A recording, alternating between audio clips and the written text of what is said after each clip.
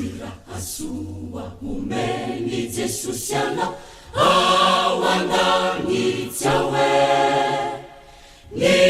fiainana mandraky izay io rahasoa io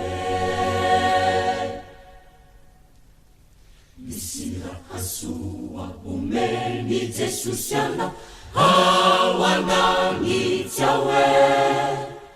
ny fiainana mandraky izay io rahasoa io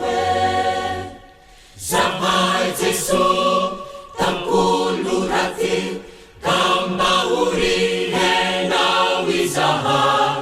matinainay alaviranao lombao zahay toa Jesosy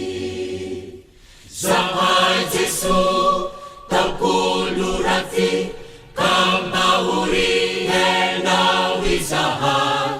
matinainay alaviranao lombao zahay toa Jesosy ka maviombiony fanahina fa Jesosy roie dra matonga nindra atoandra ny vavafa zay avao ro tiane ka maviombiony fanahina fa Jesosy roie dra matonga